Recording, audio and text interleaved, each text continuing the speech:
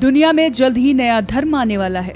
इसके लिए संयुक्त अरब अमीरत के अबू धाबी में एक सेंटर भी तैयार हो चुका है। ये भविष्यवाणी भारत के बड़े इमाम डॉक्टर इमाम उमर इलियासी ने की है। उन्होंने कहा है कि नया धर्म मुस्लिम, यहूदी और ईसाइयों को जोड़ेगा। यहाँ तक कि उन्होंने नए धर्म के नाम का भी ऐलान कर दिया है, जिसे अब्राहम एक फेथ कहा जाएगा। अब सवाल ये है कि नया धर्म कैसे बनता है, क्या इसके लिए कोई सेंटर तैयार करना होता है, और सबसे जरूरी सवाल कि नए धर्म को मान्यता कैसे और कहां दी जाती है।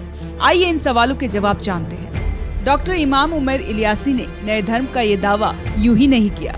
बीते साल भी ऐसी खबरें आई थी कि मुस्लिम बहुल्य अरब में एक नया धर्म अस्तित्व में आया है, जिसको अब्राहम नाम दिया गया है। इस धर्म का मकसद इस्लाम, ईसाई और यहूदी धर्मों के बीच समानता के कारण उनकी दूरियों को मिटाना है। हालांकि एक्सपर्ट्स का कहना है कि यह कोई नया धर्म नहीं बल्कि एक धार्मिक प्रोजेक्ट है। अब इमाम और इलियासी ने नया दावा कर इस पर बहस छेड़ दी है।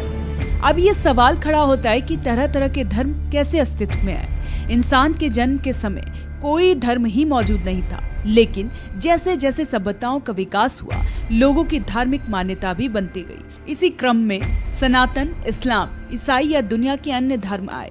किसी धर्म को बनने और उसकी मान्यता के लिए सबसे जरूरी तत्व है अध्यात्म, यानी आप अध्यात्म के माध्यम से लोगों को कैसे एक कर पाते हैं, उन्हें कैसे मानवता के रास्ते पर चलना सिखा पाते हैं।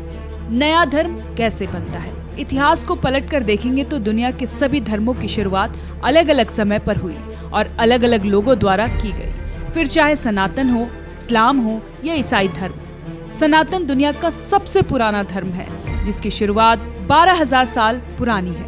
वहीं पौराणिक मान्यताओं के अनुसार ये धर्म इससे भी ज्यादा पुराना है। वहीं इस्लाम और ईसाई जैसे धर्म का प्रचार पैगंबर मोहम्मद और ईसा मसीह ने किया। इसी तरह भगवान बुद्ध ने बौद्ध धर्म, तो महावीर स्वामी ने जैन धर्म की नींव रखी। इन सभी ने अपने विचारों से लोगों को प्रेरित किया और लोगों को जोड़ा। इसी तरह किसी नए धर्म को पनपने के लिए उसकी मान्यताओं और विचारों को बताने वाला होना चाहिए, जिसका लोग अनुसरण करें। कैसे मिलती है धर्म को मान्यता? किसी भी धर्म को मान्यता मिलने के लिए सबसे जरूरी है वह विचार जिनका लोग पालन करें और उसे अपनाएं। इसके लिए किसी भाषा में कोई साहित्य होना चाहिए जिसे लोग पढ़ें और उसका लाभ उठा सकें। इस साहित्य में लिखी बातें सर्वमान्य होनी चाहिए, लोगों द्वारा इसे मान्यता मिलनी चाहिए। तब किसी एक विचार या मान्यताओं की बड़ी संख्या में लोग मानने लगते हैं, तो एक नए धार्मिक समाज की स्थापना होती है।